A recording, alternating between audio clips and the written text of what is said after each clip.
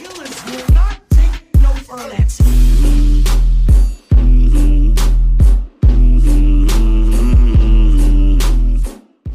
What's up?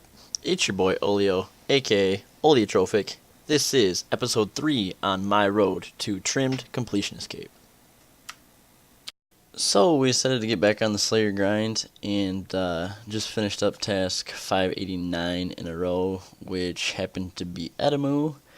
We were able to get the soul out of that, so we will be able to add that to our Slayer Codex. And Adamu is actually a really good moneymaker. I always just elk all the rune items that I get when I get them, but we did manage to pull out a blood shard. So yeah, 5.8 mil, not bad. Took probably a little bit over an hour because I got assigned 244 of them. So yeah, it was a pretty decent task. We will head to Menafos though and throw this, and I was able to get a bunch of other smaller, lower level creatures souls captured, so we can add them to the chest as well. So we did just finish up our 590th task in a row, which gave us 100 points, which is going to be big because there are a few new unlocks in the Slayer Master Store that you need. One of which is the upgrade for the new helm, and then of course you need Slayer points to buy the things to put the souls in for the new Slayer Codex. Speaking of which, we did get the Abyssal Demon soul from that task. That's going to be big when we go to put our souls into the chest to be registered into the Codex. So I decided to take a little break from Slayer to collect the rest of the strange and golden rocks that I needed. And we finished that, so we will add them to our plinth, I guess. I will quick chat it too, so you guys can see how much progress I've made on this requirement.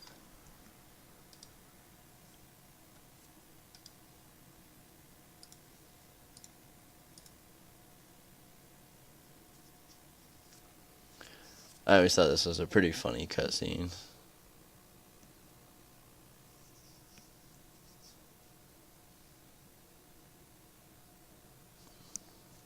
Like, wow, those rocks must have got flung pretty far.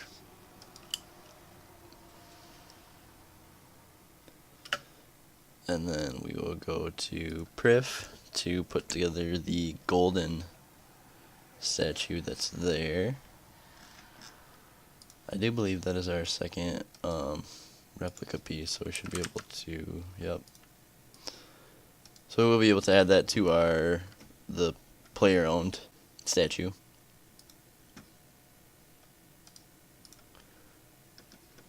And then go over here and add the golden ones. Hey, there's another MQC cape. Usually I don't see them around too much, to be honest.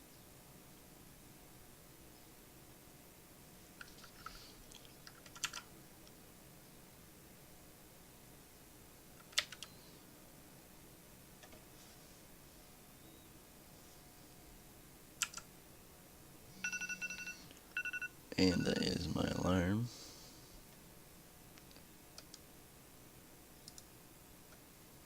Oh shoot, we do need to do one more dungeoneering floor. I guess we're not done. So I just ran a few dung floors to get the other golden rock that I needed, and we were able to pull that out. So we will add that to the statue, and shabam, she gone. So if we quick chat, it's the RH one, right? Yeah. We've done 6 of those. And what's the other one called? Dahmaroc.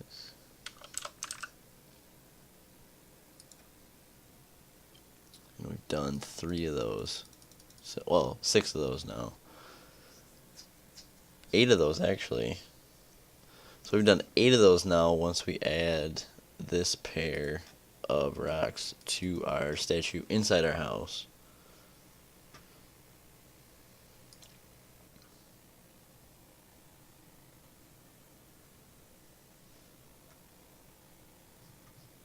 Welcome to MTV Cribs. This is my house. Just kidding. It's nothing special. I don't really even have portals or anything. I don't even really have portals or anything in here, so I don't use it all that much. But can add those, and that should be another pair added.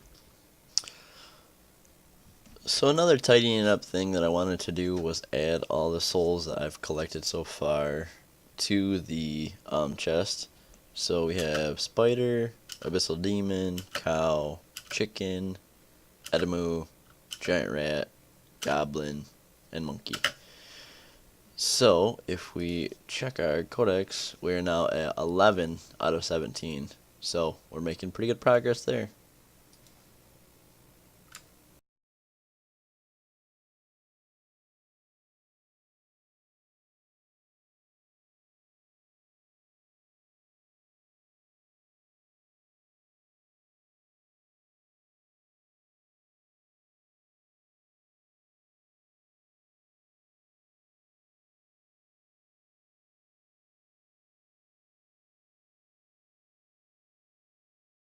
Nothing like just getting absolutely wrecked on a clue scroll. Oh well, you gotta re-roll to get the die, I suppose.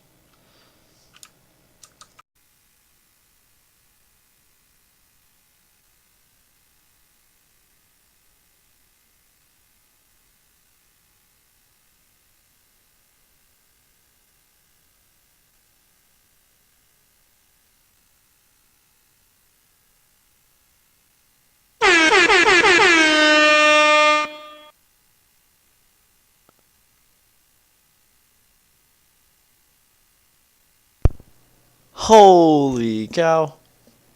What? Oh, my heart's racing. Whew! Whew! We got it. We got it. Oh, feels so good. Path 3 fang. Let's go! That's our scythe right there, boys. Ah, now we still need a bottom and a top piece. We have our scythe. Let's go.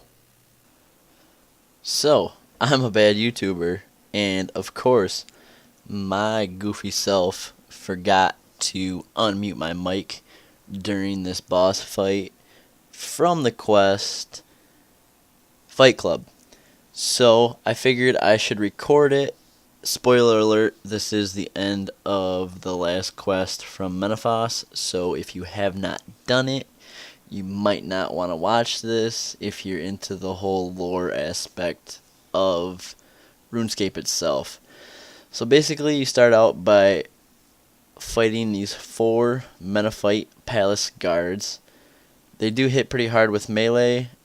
As you can see right there, I did take quite a bit of damage. I'm not going to lie. I'm not going to front. This did take me 2 attempts because I did run out of food. But because of cinematic magic, you will not see me teleport out and get more food as well as a pack yak.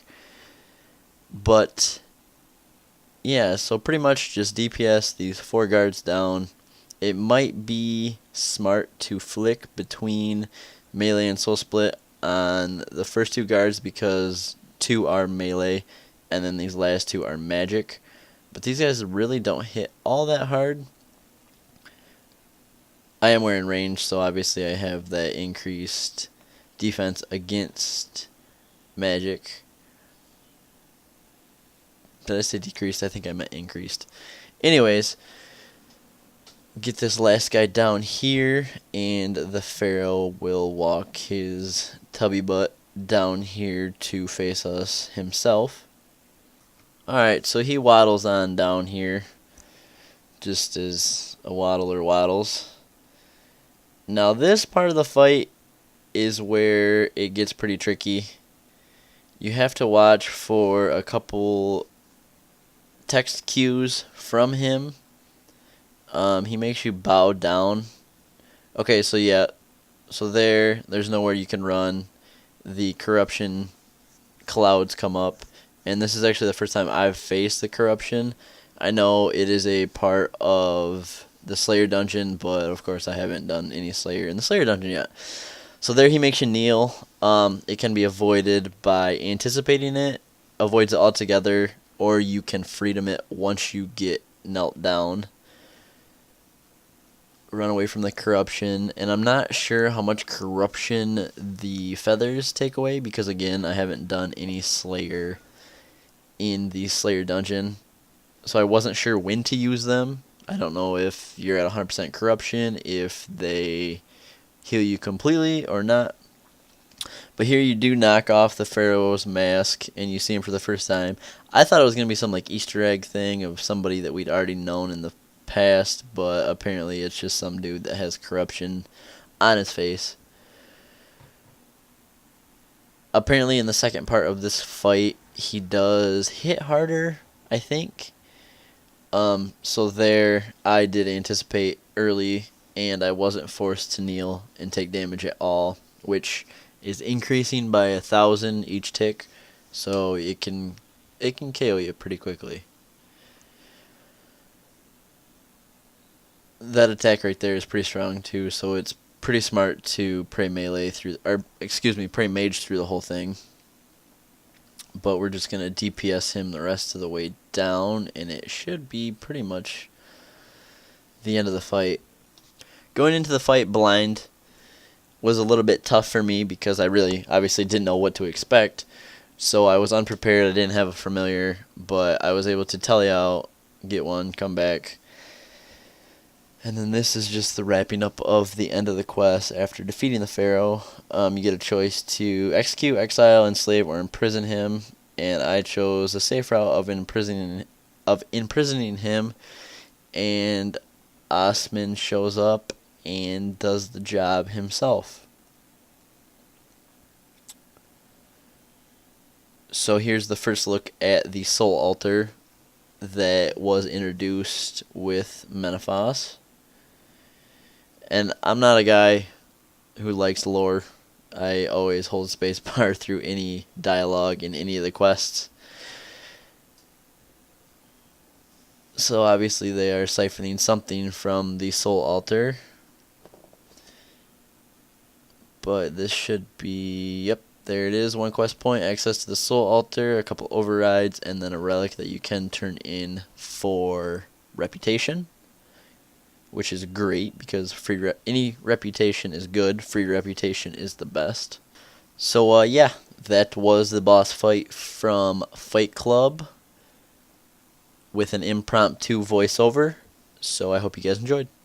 So I decided to add this clip in, just a strange thing that happened to me the other day at Rax. So it happened so fast I don't really know what happened. I get swiped for 8.1k even though I didn't know he was about to cleave. So in slow-mo you can see I do get pulled in and then try to run backwards but get hit with 8.1k. Like what? Okay, cool. Hey, how's it going guys? Decided to take a break and grind out some of the lower level souls that you have to collect for the Slayer Codex. I used all the Ashabtis that I had. Kind of messed up when I first got them. I claimed, I'm pretty sure, a stack of 40. Well, I didn't realize you could collect multiple of the same soul at any given time, and I was killing skeletons and collected like 4 skeleton souls in like 10 seconds. And I didn't have time to react. So I did waste a few. We're going to add these to the chest and then we'll see what number we're at. Any further Ashabtis that I need, I'm going to have to buy from a Slayer Master for 20 Slayer points apiece. So that'll be a little bit of a grind on top of needing 1,000 Slayer points for the new Slayer Helm upgrade. So let's get these added and then we'll see where we're at. So we got Werewolf, Steel Dragon, Red Dragon, Bronze Dragon, Iron Dragon, Greater Demon, Blue Dragon, Black Dragon, Ice Giant, Scorpion, Bat, Wolf, Zombie, Ghost, Bear, Hill Giant, Ice Warrior, Fire Giant, Moss Giant, Troll, Ogre, Hobgoblin, Wild Dog, Ghoul, Black Demon, and Hellhound, which was actually a pretty decent amount of Slayer XP. And if we read our codex, we now have 37 out of 146. I got a stack of 40 and I had to destroy 3 of them because they were duplicate skeletons. So yeah, we are getting there. The Pokédex, aka Slayer Dex, is coming together pretty nicely. And that will wrap up episode 3. I hope you guys enjoyed. We did make some pretty good progress on our Slayer Codex. We're going to have to camp again for a few of the lower level monsters before we really get into the heart of the Slayer list. We also finished up all of the Menafos quests, which is great. Now we just have to grind out the rest of the reputation for the trim requirements, as well as we completed a statue for the week, which should be pretty close to reset right about now. So you'll probably see another clip probably in the next episode of another statue being complete. With that being said, I hope you guys enjoyed. Be sure to like the video, subscribe, comment if needed, and we'll see you guys later. Yeah.